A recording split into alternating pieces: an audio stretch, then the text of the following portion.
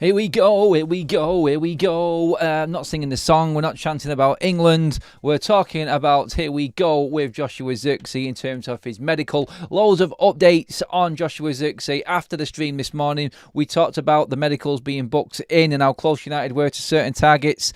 Fabrizio Romano has been out talking about Joshua Zirkzee, now finalised and booking his transport to Manchester to do the medical before he goes out on his vacation, his holiday, his break after the season. We've got updates on De Ligt. We've got updates on Ugarte, Sancho, Neves, Rabiot.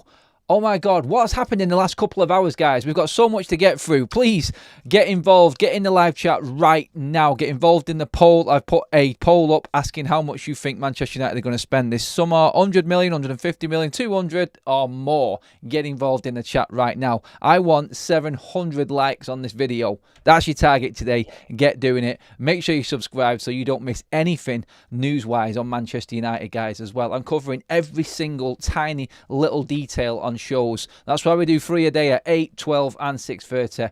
Get involved, guys. You won't miss anything. We've got loads to get through. How can so much come out in just a few hours? Like, it's just flown by since this morning. But yeah, right.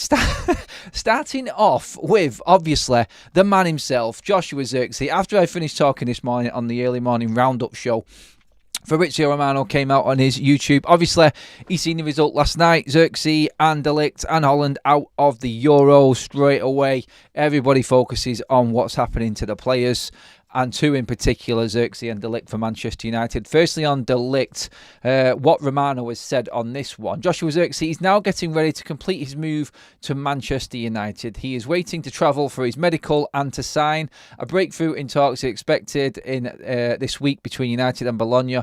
Only small details remain. So, in terms of talks, the club side of things is pretty much done and dusted. Everything's finalised there between United and Bologna.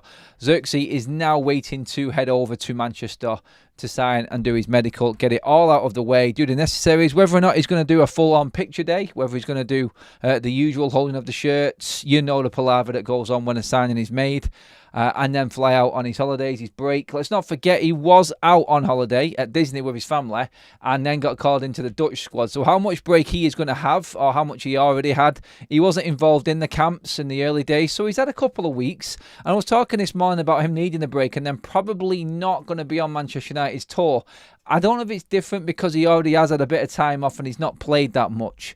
He's obviously been in full training with the Dutch squad while in Germany, but maybe a little bit different with him and time he comes back compared to De Ligt, who's been out on camp the whole summer with Germany. But yeah, in terms of where he's at from Romano, that was from him. From Sport Witness as well, and Tutu Mokata Web as well. Another publication out there as well with a massive reputation from the Italian side of things, have also said these are decisive hours for Manchester United to sign Joshua Zirkzee. United and Bologna have been in contact in the last few hours to sort out the details of the operation. Keyword there being operation.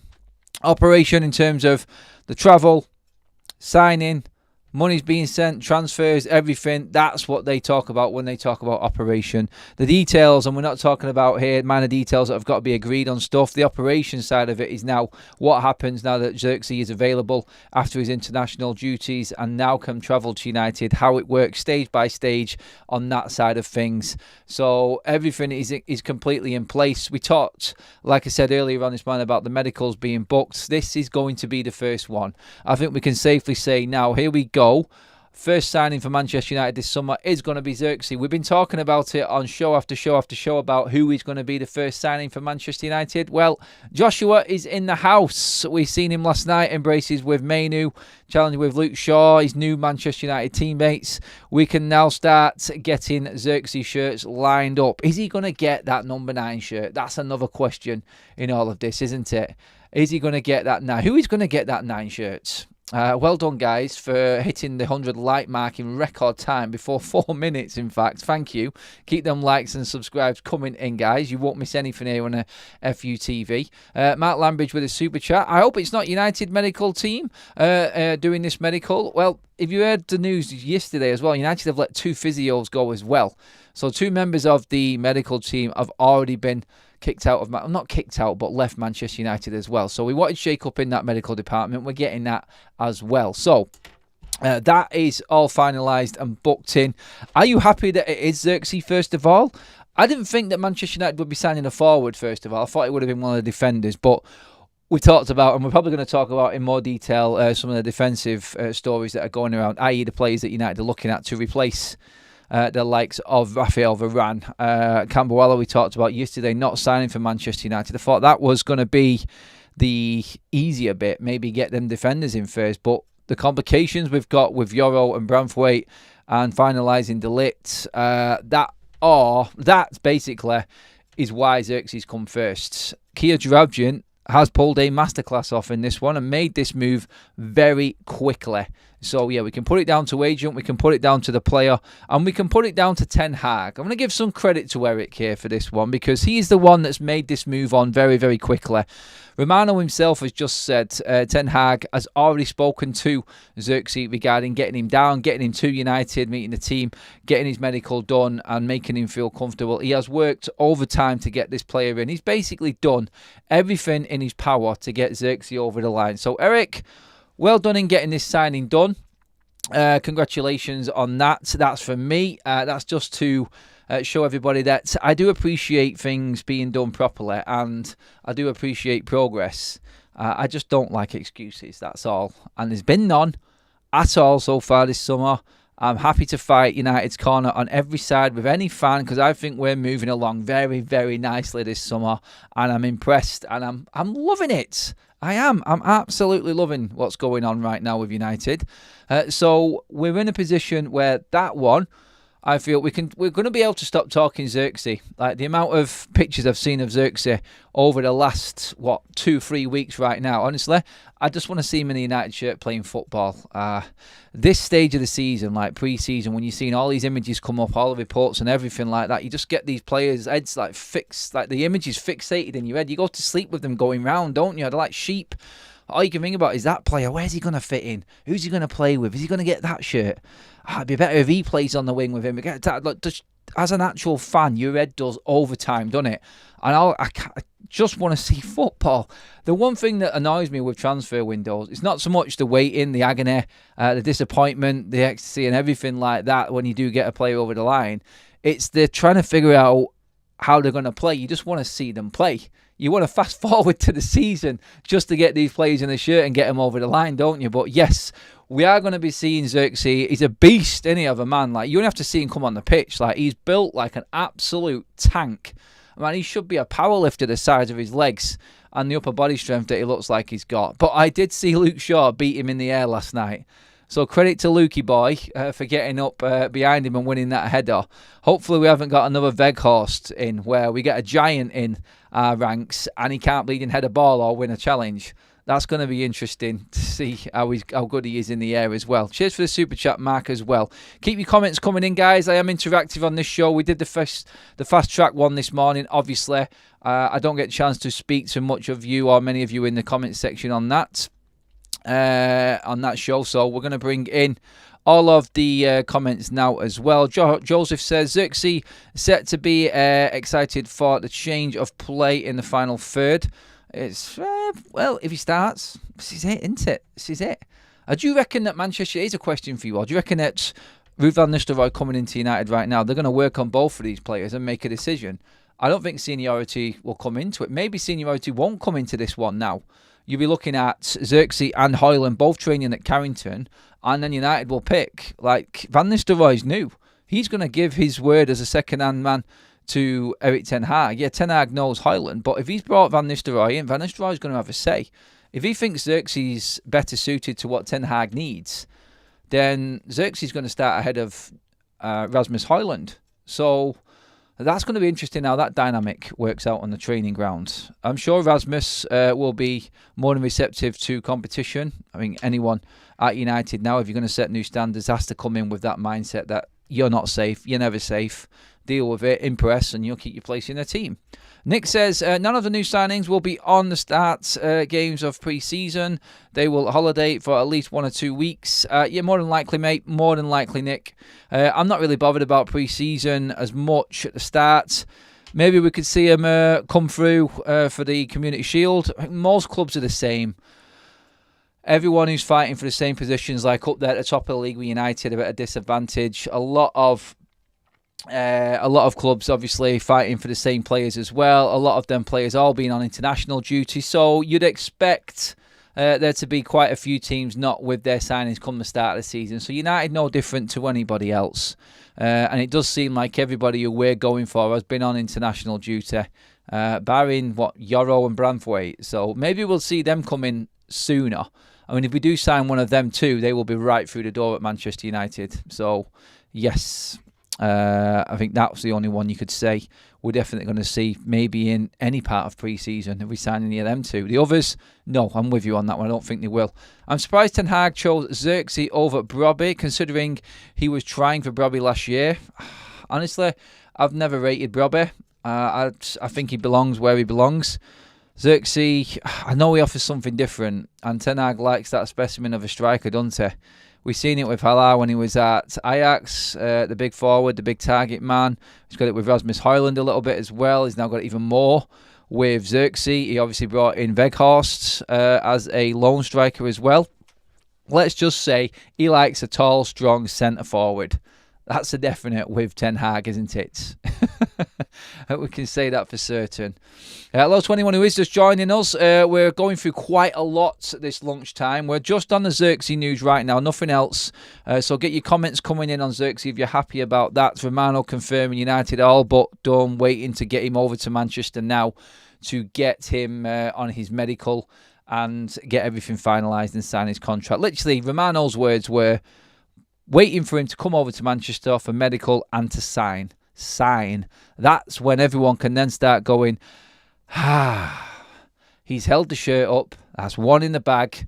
Let's move on. Until a player is signed, the United fan base is never going to be satisfied. And by sign, I mean sat down, smiling for the camera, holding the shirt up, doing the necessary palaver and garbage around Carrington in the sets and doing all of the Premier League walking on things and everything that they do for the graphics on match days and all of that. Do you know what? That's a bit tedious, isn't it, being a player doing all of that crap? But yeah, all of that's about to happen for Zirkzee. And United are going to have a bit of depth in the forward lines, finally. On to Matthijs de Ligt, Manchester United, and where we're up to. We were talking this morning where we were at with de Ligt. There's been another update come through from Build right now, and Florian Plettenberg has also been on this one as well. It is moving on. De Ligt is fully concentrated on Manchester United. We were talking about the fee and everything else and the issues with Paulinho and getting that deal done for Bayern Munich this morning. And that's why it's slowed down negotiations and everything. They've been dealing with that and concentrating on getting that finalised. Now they want to move forward with, obviously, de Ligt. The reports are from Bill. Matthijs de Ligt moved to Manchester United. Could be finalised within the next week. There's not a big gap between the price expectations of both clubs. De Ligt's management has informed Bayern that the defender wants to join United. United and Bayern are in communications. Florian Plettenberg from Sky Germany has also backed this up, what Bild has said as well. So these are the German publications and media coming out now confirming that Manchester United's bid for de Ligt is very close to Bayern Munich's. Working out the minor issues of this one, and then we expect a medical next week for Matthijs de Ligt, basically. And that's what they mean by coming weeks. They would have had the deal done last week, probably. But it's obviously with the Euros and everything like that getting in the way, we're not going to be anywhere near finalising the move or anything like that. We want to get the fee agreed in the end between Bayern and United, which is close. Everything else, personal terms, is fully agreed. De Ligt was ready to sign his contract. It's the club matter now. Pretty much the same. Like the same process has gone down for de Ligt and Zirkzee in their deals.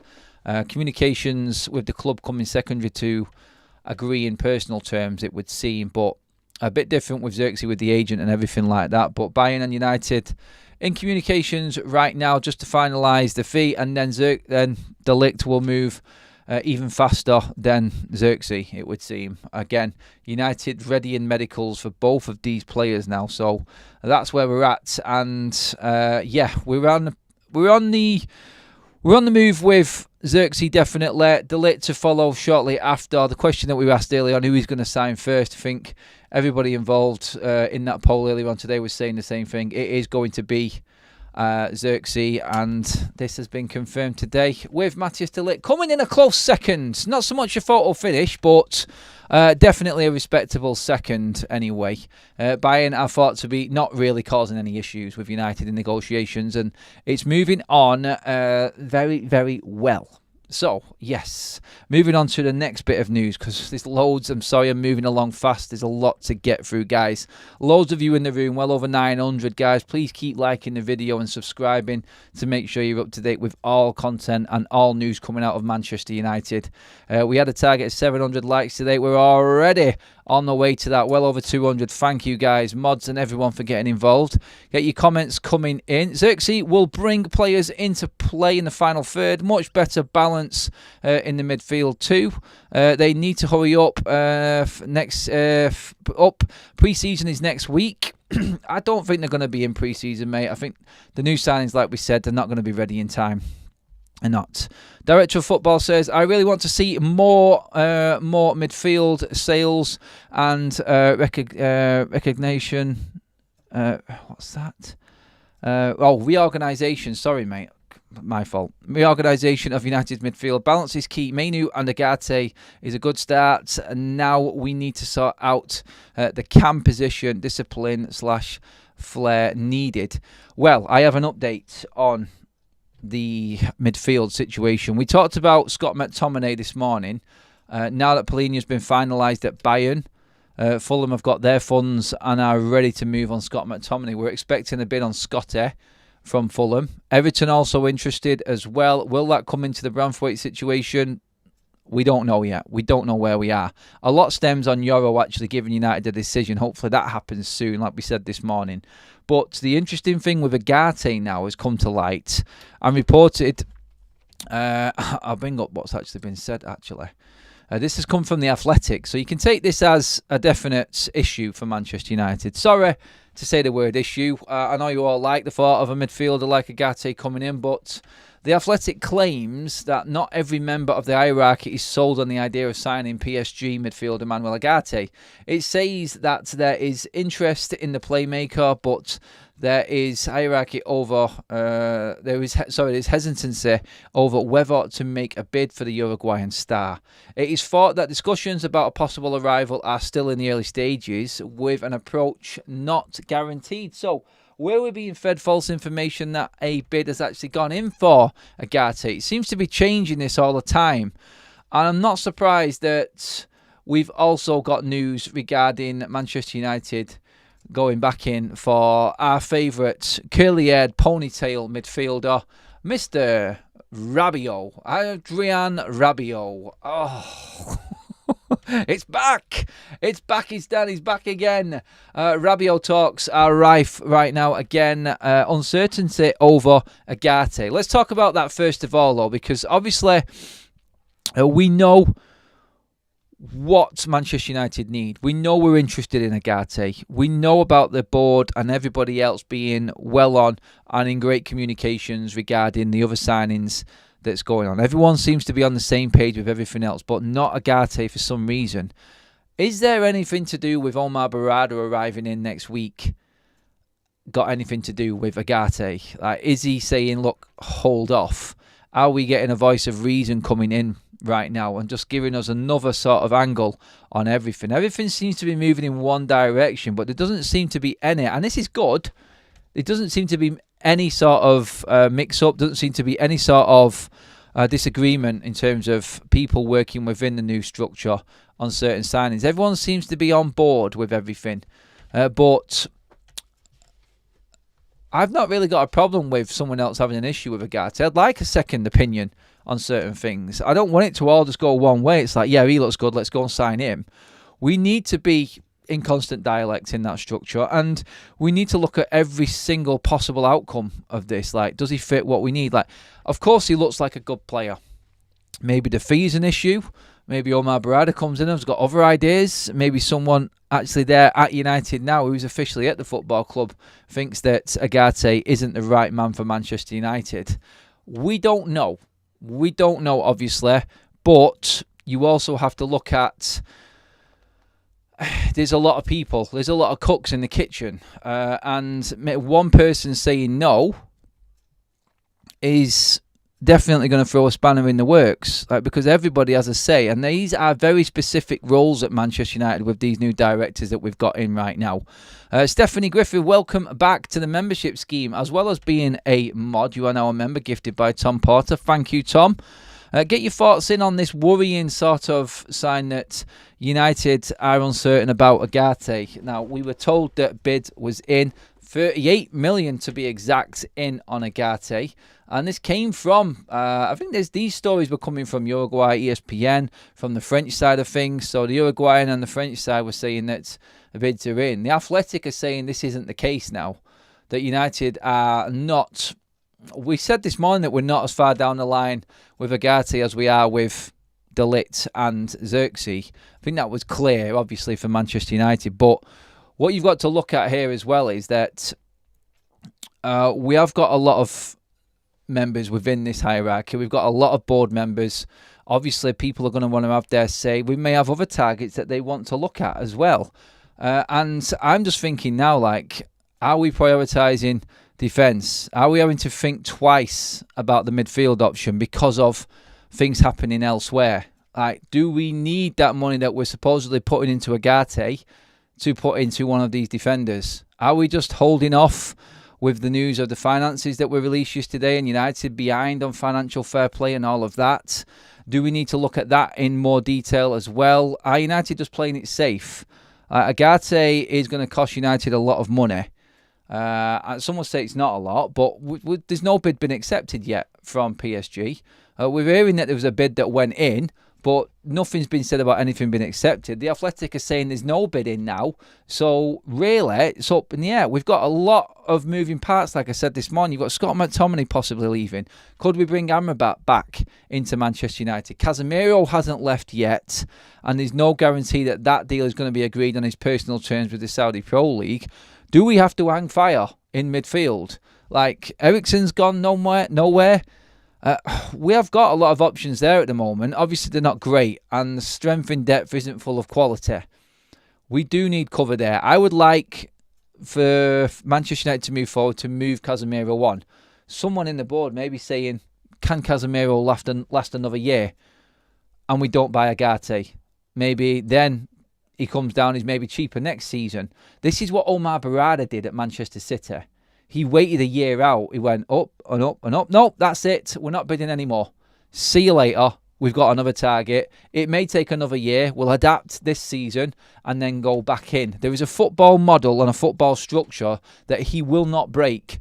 And if his vision isn't seen as the CEO of Manchester United right now, in such a big, high-profile move for someone to make, with everyone looking at him and scrutinising every move, he isn't going to put his name down to anyone just because United need to change their squad. He will look at it in a long-term plan. He won't rush anything in terms of transfers for Manchester United. You've seen all of the examples of why he didn't go for certain players and brought in better ones the year after. He's not stupid. And with Dan Ashworth next to him, I think the obvious ones are there. And you can see why we're going for the targets we're going for. Ugarte, there are other options. There are other options. And I like him. I do. I'm not saying that I don't want him. I would love him at the club. I think he brings steel, determination, and a lot more strength in our midfield. And he protects that back line as well.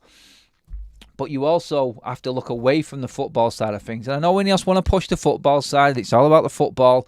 But at the end of the day, you need to be able to afford the football side of things.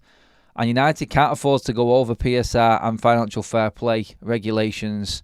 We got a little fine last season. And right now, Manchester United, in their fight to get back in the Champions League, can ill afford falling short of financial fair play, PSR, or anything like that. We can't be getting point deductions or anything. We have to be careful.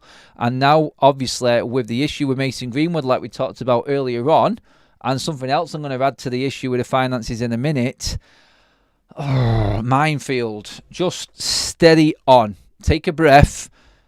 Get one signing over the line in Zirkzee. And let's concentrate maybe on De Ligt. That's defence and the forward line. Pretty solid. Yeah, we could do with more in each department. But let's just settle down. Because I think what's happening, and I'm going to move on to in a minute, we've got other issues elsewhere with outgoings. I mean, that's where this has all just got brakes on. Let's just take a rain check on quite a few little things here just before we actually jump the gun. So, yeah, that's where I think we're at, personally. I'm going to go into them details now. But apparently United as well have given up the chase for Joao Neves. I'm just going to bring that report up now quickly, guys, and just read through what's been said on our boy Joao Neves.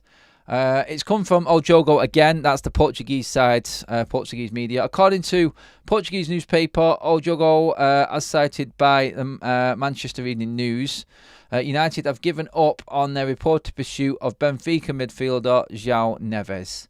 The youngster has been heavily linked with a move to Old Trafford over the last few months amid United's quest to strengthen their midfield options. However, it is understood that the release clause within Neves' contract is worth north of 100 million. Ridiculous, no one's going to pay it. Instead, United are reportedly going to focus on landing Manuel Ugarte from Paris Saint-Germain instead.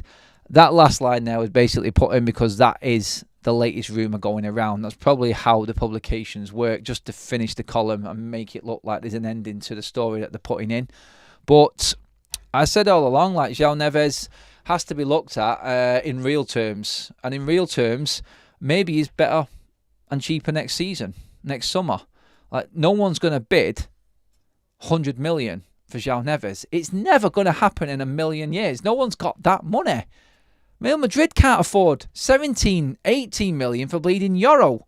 So there's no chance anyone is buying Joao Neves this summer for that price. I said earlier on this morning, if we bought Ugarte, they would push to get Joao Neves. So again, reading between the lines on this, should we fund PSG's purchase of Neves by buying Ugarte? Should we hold off on Ugarte, keep Casemiro for a year, then go back for Neves next year with PSG not being able to afford him this year? Yeah, I'm playing Championship Manager again, I know, but that's how my mind works. That's how I start to think about things. There's all sorts of things going on behind the scenes that you try and put together in your own head and wonder why it's not happening or is happening, and you end up hitting a brick wall every time. But you just have to look at the whole picture and go, okay, yeah, maybe I can see why we're not actually getting this player in through the door. So, yeah, let's just see on this one. But I think there are massive links between Casemiro, Ugarte and Neves, personally. That's how I'm looking at it. I know I'm going far out there with them thoughts and them sort of reasons why this isn't moving. But still, you have to look at every single piece of a deal, and there's a lot to get through in these deals. So yes, I think there's a lot. There is a big part of why United might not be going for Ugarte, which I'm going to bring up next, but I'm just going to bring in some of your comments as always. Sell Casemiro, McTominay, Ericsson and sign Ugarte, Joao Neves and Amrabat. I wish it was that easy. Have United even got enough money with that happening? Compass Smurf, Madrid have spent about 200 million already. Yep. Like, no one else is going to spend that money on Neves. It's next season. Neves isn't worth over 65 million at the moment, in my opinion. No, he's not. No player's probably worth the price that the other club, the selling club, puts on them. But you know what? They have to protect their asset, and they are going to sting someone for it if they're going to take one of their better players away. And they'll start high, come down a little bit, and then meet in the middle, and they're happy with that. Move on to the next talent, and it is a conveyor belt at Benfica. They do it well. Their whole model is built around it. Sim, well done United. Neves will be at City. We don't know yet, Sim. They're not going to spend that amount of money on an unproven player. I think we can safely say that. And let's be honest, guys, we need to stay in our lane and understand where United are at as well.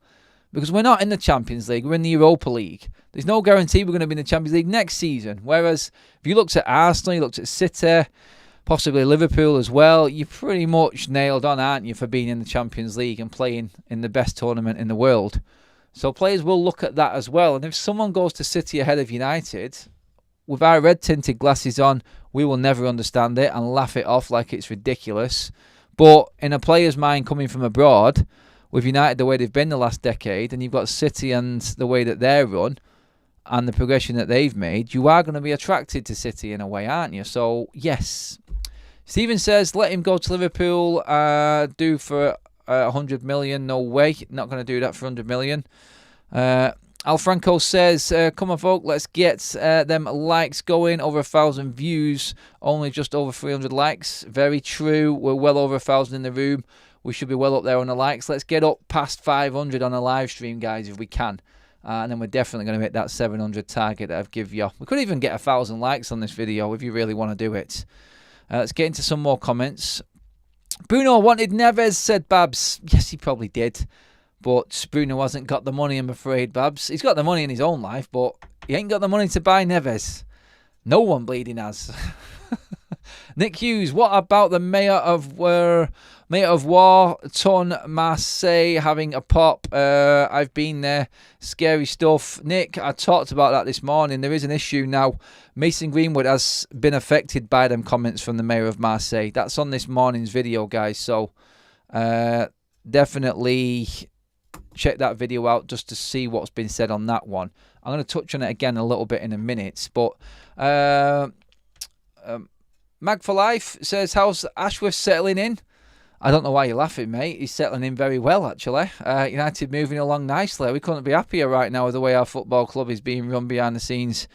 Yeah, we had to pay for it. Yeah, we're about 10 years behind everybody else, but at least we've got it now. That's the honest opinion on that one. Players need to perform in the Premier League. They do. We're not going to know until they put the shirt on, though, unfortunately, and that's the risk of buying players from abroad. Champions League is an attraction, but isn't as much for the giant clubs like United, Real, Barcelona, Bayern, and Mbappe would still sign for Real even without Champions League. Yes, hindsight, if, but maybes. Madrid are never going to be out the Champions League, mate, because they run and they run to win.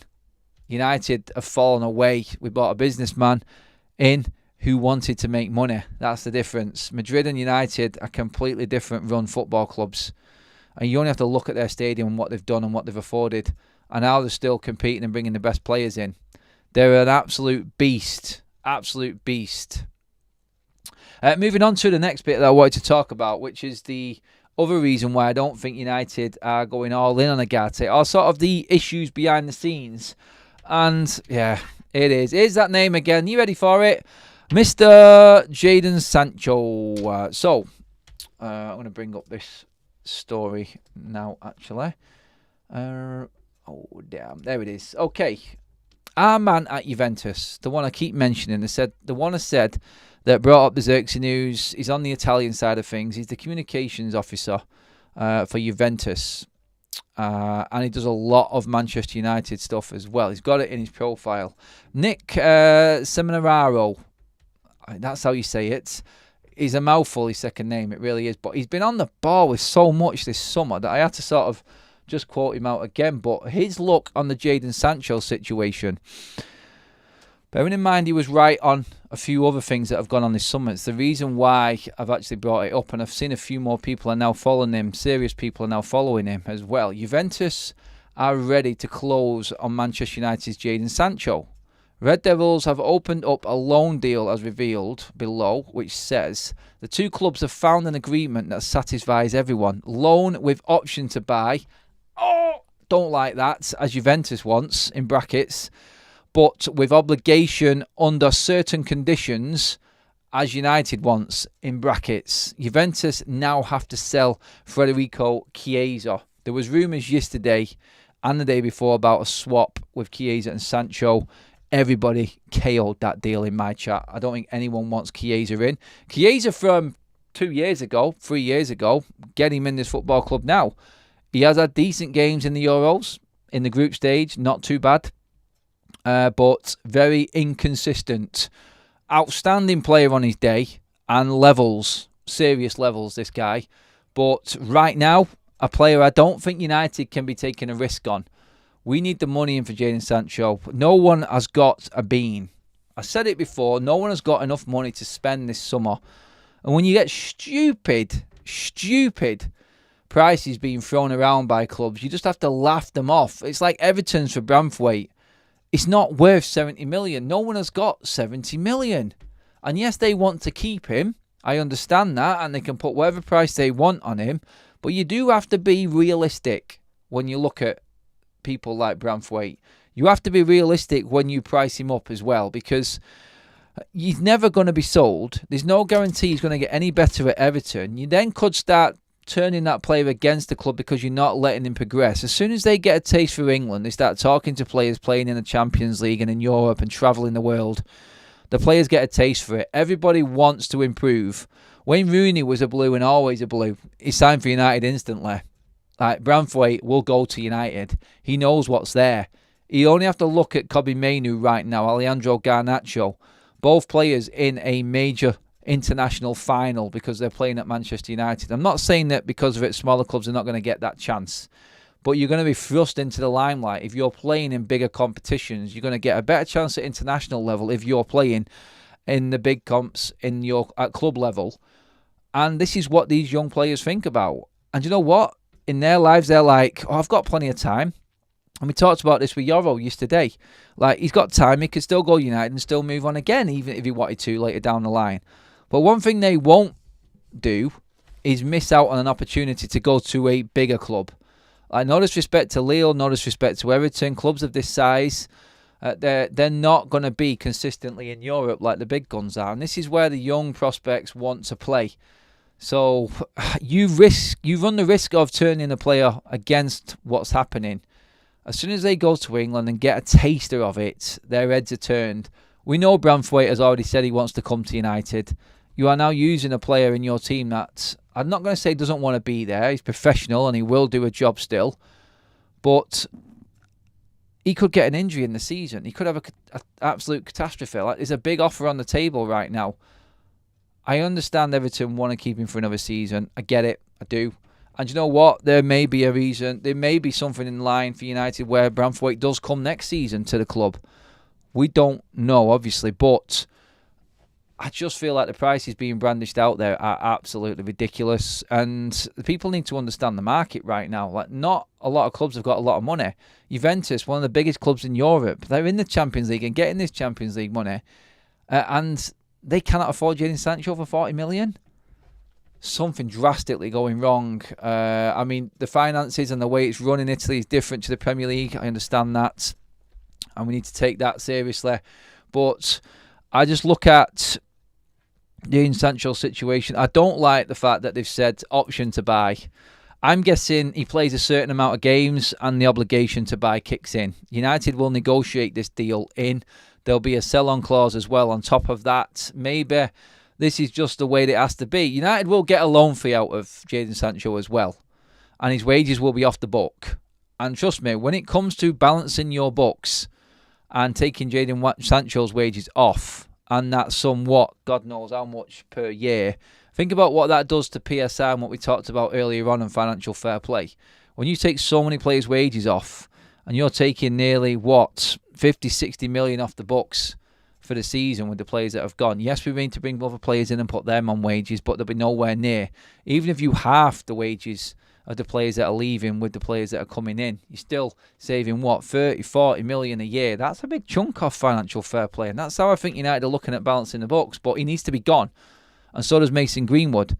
The mayor coming out saying what he did at Marseille, in terms of that move to Olympique Marseille for Jadon Sancho, for Greenwood, has really got into Greenwood's head, according to local reports. And that's a concern as well. Both of them players need to be out of the door.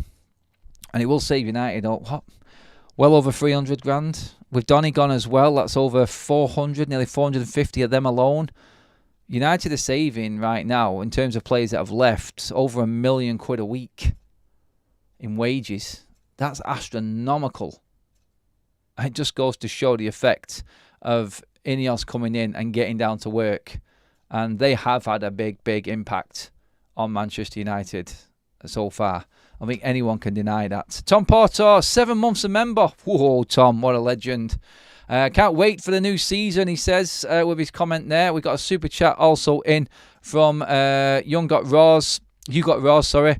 However much of Sancho's weekly wages we eat is a huge bonus. Also, if they commit to buy him for a fee, we like that is huge.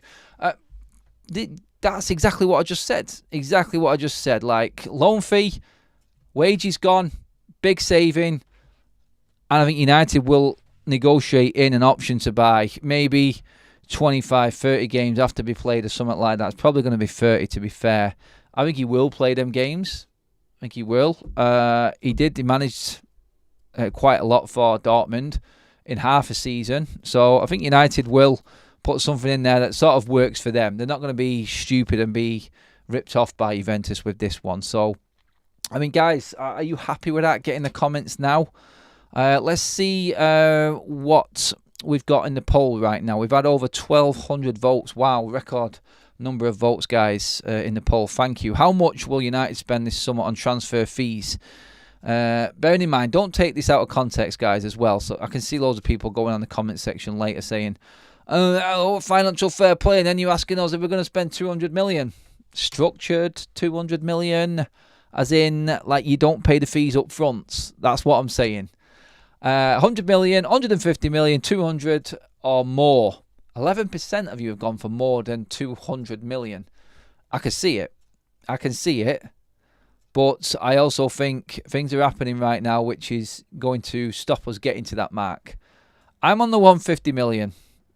That's where I'm thinking. In between 150, 200, that's United's mark this summer. That's what I think we'll spend. Mega amount of votes on that one. Cheers, guys. We're going to end that poll now. I don't think that's going to change. Most of you going for 200 mil. I get it. I totally get it. But yeah, thank you everybody for voting on that one as well. Not net spend, no. Just in fees that we pay out, Stephanie. Alfranco says, who would you get as a 6 for 11 million? Nobody. Get Amrabat. Signed him. Wants to come. It's an easy one for the club. I think they're just going to leave him hanging there, personally, me, until they know what's happening with Ugarte. I think that's where we're at with it. I think that's what it's going to come down to. Tommy says, Kaz, I'm being serious. That stuff happens. He's getting bots to attack other channels. Oh, interesting. I didn't even know what I was reading out there. But yeah, I've stumbled upon something there. A little conversation going on in the chat. I did not hear what the mayor said. What was it? Dennis completely condemning the incidents that we know about regarding Mason Greenwood a couple of years ago. But he outed everything, calling him certain things and saying it was a disgrace, unacceptable, and that he was going to speak to the president of Olympique Marseille to tell him not to go ahead with the purchase of Mason Greenwood. Whether or not the mayor has got power over the club, I doubt it. I don't think the mayor has that much power. But pens on the floor. I'll have to get that in a minute. We have more news just coming out now, actually. I'm just going to read. Matthijs de Ligt news again. This is hot topic now. This has come from Kerry Ho, Sky reporter for news at Bayern Munich. So someone who covers Bayern Munich for Sky Germany. Breaking, Matthijs de Ligt has agreed a long-term contract with Manchester United. Negotiations are well advanced and an agreement is close. The decision has been made. He definitely wants to leave Bayern Munich and move to Manchester United. Every single German outlet is pretty much nailing on Matthijs de Ligt to Manchester United now. It is a done deal pretty much to everyone involved or anyone close to the German club.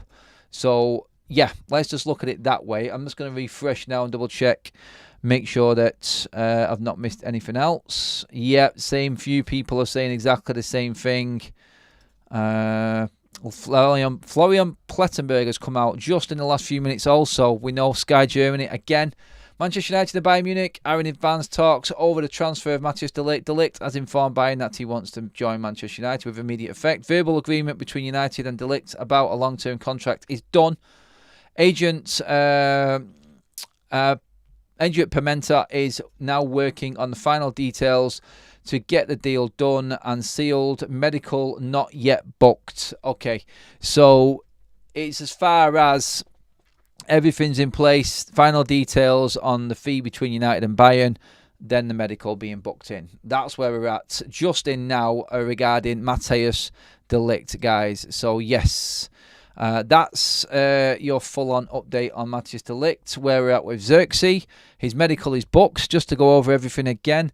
Issue for Sancho. It looks like United negotiating a loan deal with Juventus with an option and obligation to buy. In terms of how many games he plays, the obligation will be triggered. That's what's coming from the Juventus side of things right now. So that's where we're at with that. Neves is off. Ugarte, unknown. The board are not all on board with bringing Ugarte in. Is this simply because we may not be getting as much money for player sales this summer?